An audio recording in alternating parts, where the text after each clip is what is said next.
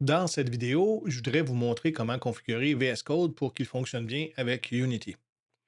Premièrement, j'ai installé mon Unity. Moi, c'est la version 2022.3.0. J'ai aussi installé déjà VS Code et j'ai ouvert un projet de type URP. Première chose à voir, c'est quel éditeur de code on utilise avec Unity. On peut aller dans les settings de Unity. Moi, je suis sur Mac, c'est dans Unity Settings. Mais lorsque vous êtes sur PC, c'est dans Edit Settings que vous allez chercher ça.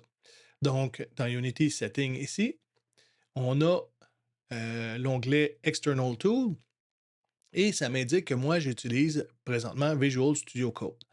Si je peux voir, moi, j'ai installé sur mon Mac le Visual Studio for Mac que j'utilise plus ou moins, mais j'utilise Visual Studio Code. Et on voit la différence, OK? On ne voit pas la version ici de Visual Studio Code. Ça m'indique que, il y aurait une mise à jour à faire pour Unity pour pouvoir aller récupérer, la version. Donc on va faire ça, on va faire cette mise à jour-là. Je ferme mes préférences ici. On va aller dans le Package Manager. Donc je vais aller dans Windows, Package Manager. Quand j'ouvre le Package Manager, je suis dans le projet. Donc c'est tous les packages qui sont installés lorsque je crée un nouveau projet. Et on peut voir ici que Visual Studio Editor n'est pas à jour. Donc, il faut absolument le mettre à jour à la version 2.0.22.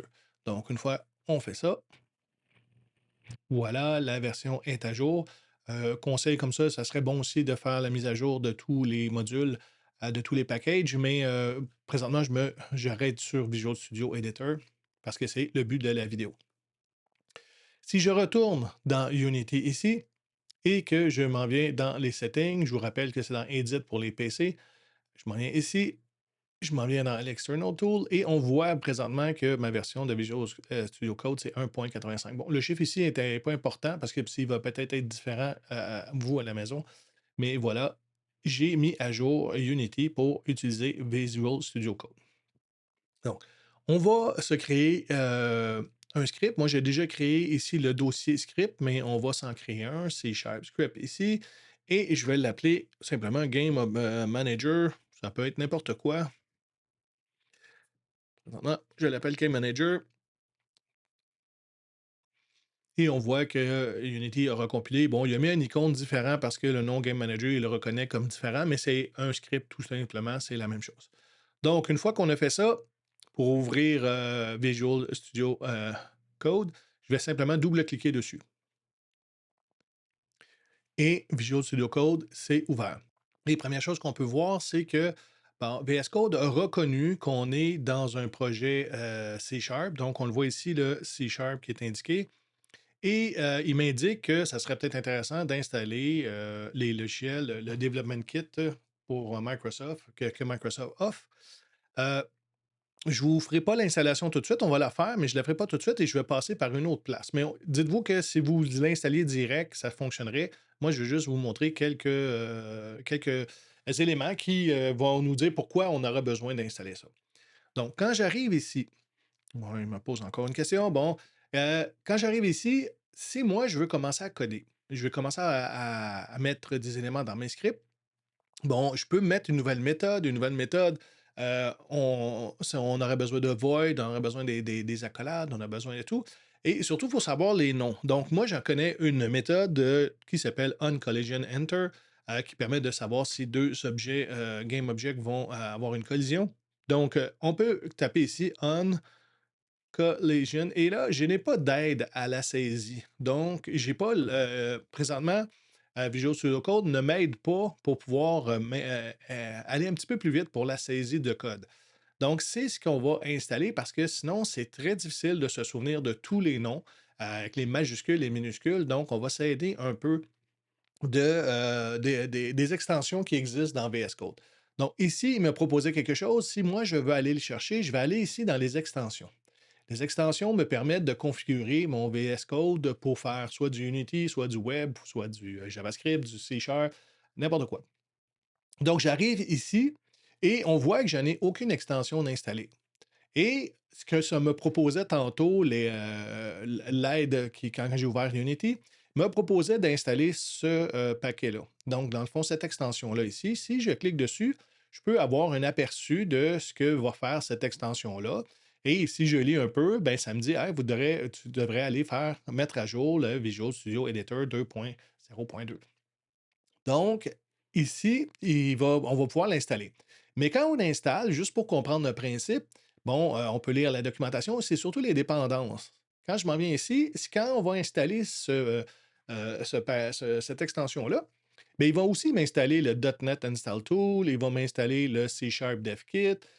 Et le C Sharp DevKit, ce qu'il a besoin, lui, c'est de l'extension C Sharp, bon, du .NET Install Tool qui est là, puis le C Sharp a besoin aussi.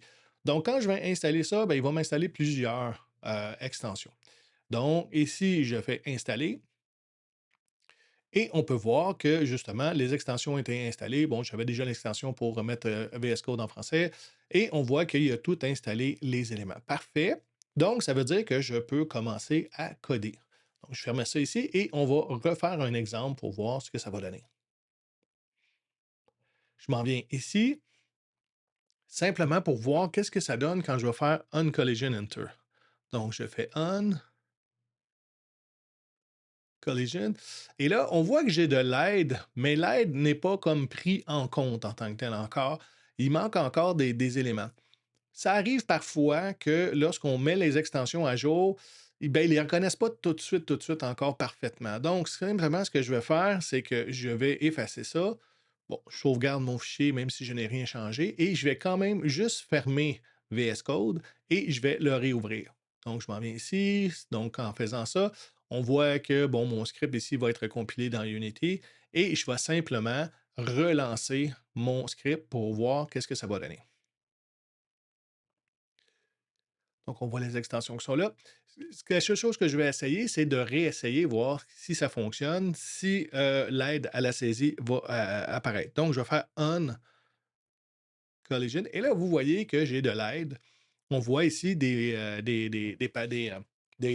des commandes que Visual Studio Code reconnaît qui appartiennent à Unity, le Uncollision Enter. Donc, au lieu de tout taper à le Uncollision Enter, ben, c'est soit que je peux faire, il l'a sélectionné, il est bleu présentement, je peux faire juste Enter avec mon clavier, le retour de chariot, le Enter, ou sélectionner avec la souris et on va avoir le Uncollision Enter déjà écrit. Et en plus, il vous corrige, vous met des majuscules et il écrit vraiment bien. Donc, il faut vraiment utiliser cet élément-là.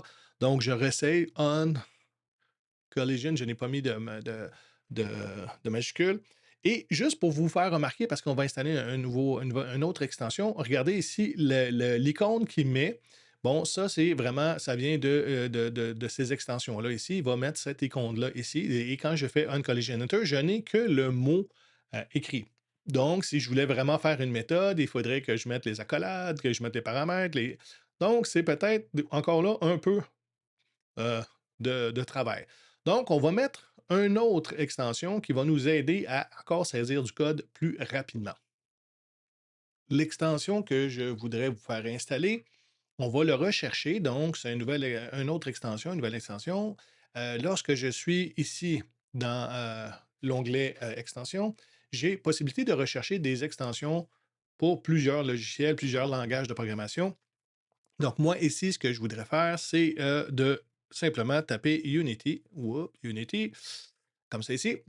Et bon, on va voir que Unity, bon, on l'a déjà installé. Et il y en a beaucoup, beaucoup, beaucoup. OK, il faut lire sur le web lequel qu'on voudrait utiliser, lequel qui serait bon pour nous.